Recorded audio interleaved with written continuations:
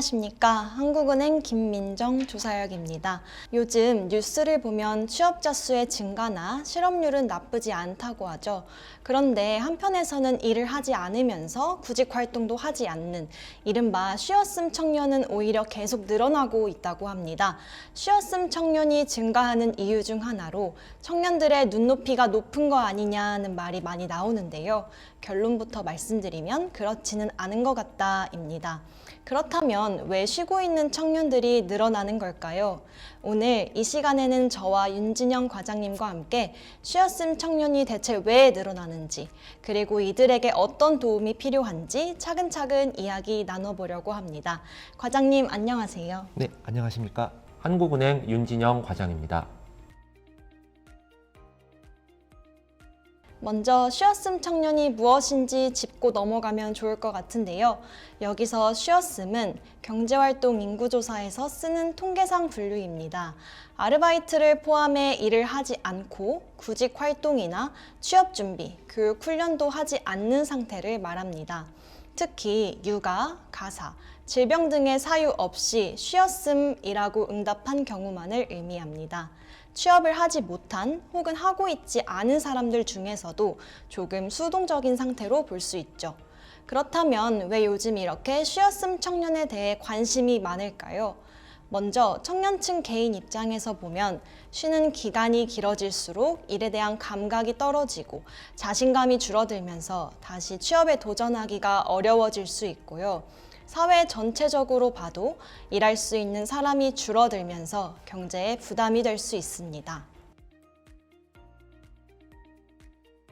네, 쉬었음 청년 흐름을 보면 특히 눈에 띄는 점이 있는데요.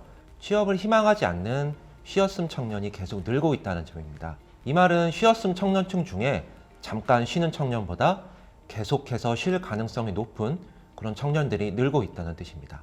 또한 4년제 대학 졸업 이상의 고학력을 가진 쉬었음 청년이 빠르게 늘어나고 있는데요. 최근 AI가 확산되고 기업들이 경력직을 선호하게 되면서 청년층의 고용 상황 자체가 안 좋아지는 영향이 있습니다.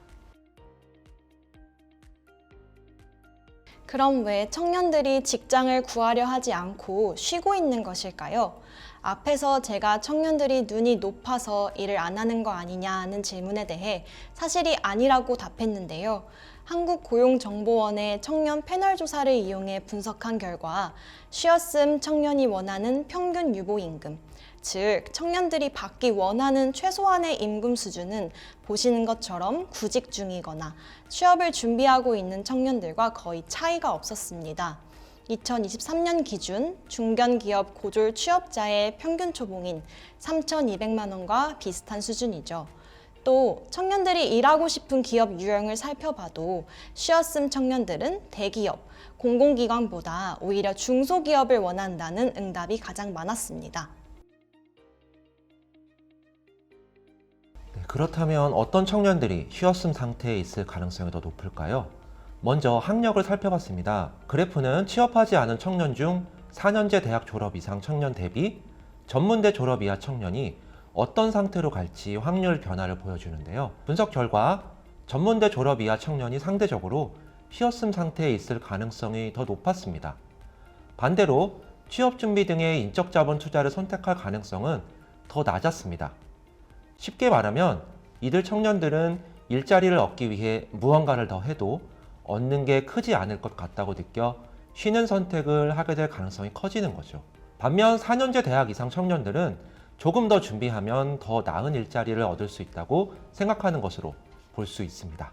학력 외에도 진로 적응도라고 해서 간단히 말해 본인 진로에 대한 계획과 자신감과 같은 개인의 자질도 쉬었음 상태에 영향을 주는지 분석해 보았는데요. 진로 적응도가 낮을수록 쉬었음 상태로 갈 확률이 높아졌습니다.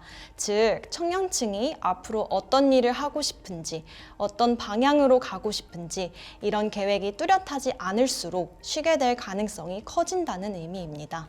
마지막으로 취업을 하지 않고 있는 기간도 쉬었음 상태로 가는데 큰 영향을 주는 것으로 나왔는데요. 특히 중요한 점은 미취업 기간이 늘어날수록 그 영향이 점차 커진다는 것입니다. 예를 들어 미취업 기간이 1년에서 2년으로 늘어날 때보다 4년에서 5년으로 늘어날 때 쉬었음 상태로 갈 확률이 더 크게 상승했습니다. 이런 결과는 미취업 기간이 늘어날수록 개인의 어떤 능력뿐만 아니라 자신감도 떨어지고 취업 준비에 지치기 때문으로 볼 수 있습니다. 앞서 미취업 기간뿐 아니라 학력과 진로 적응도의 차이에 따라서도 청년들이 쉴지 직장을 구할지 알아보았는데요. 흥미로운 점은 같은 미취업 기간이라도 학력이나 진로 적응도에 따라 쉬었음으로 이어지는 정도가 달랐다는 것입니다. 미취업 기간이 길어질수록 쉬었음 상태로 갈 확률이 높아지는 현상은 학력이 낮은 청년들에게 그리고 진로 적응도가 낮은 청년들에게 더 크게 나타났습니다. 그렇다면 쉬었음 청년층이 일할 수 있게 정부는 어떤 정책을 펼쳐야 할까요? 가장 중요한 점은 취업을 위한 기간이 너무 길어지지 않게 하는 것입니다. 그래서 학력별로 쉬었음 청년에 대한 맞춤형 지원이 필요한데요. 특히 노동시장을 이탈한 전문대 이하 학력의 청년층은 미취업 기간이 늘어날수록 다시 노동시장에 진입하지 못할 가능성이 큽니다.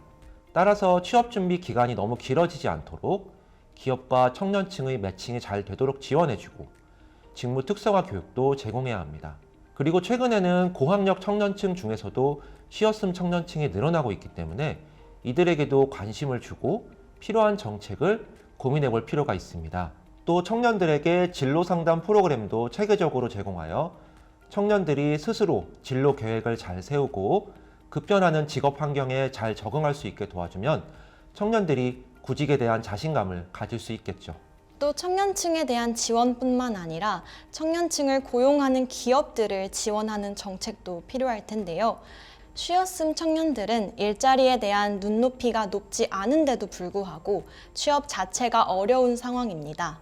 따라서 많은 청년들을 채용하고 있는 중소기업들이 청년층을 잘 고용할 수 있게 도와주는 정책들이 필요하고요. 또 어렵게 취업한 청년들이 그만두지 않도록 근로 여건도 제도적으로 개선해야 합니다. 네, 오늘은 쉬고 있는 청년들이 왜 증가하는지, 그리고 이를 해결하기 위해 어떤 대응책이 필요한지 이야기를 나눠보았는데요. 해를 거듭할수록 노동시장의 환경이 빠르게 변하면서 청년층의 고민과 걱정이 많을 것입니다. 앞으로도 한국은행은 이런 환경에 발맞춰 신속하면서도 정확하게 현상을 분석해 나가겠습니다. 이런 저희의 노력이 청년들에게 조금이라도 도움이 되면 좋겠습니다. 시청해주신 여러분 고맙습니다.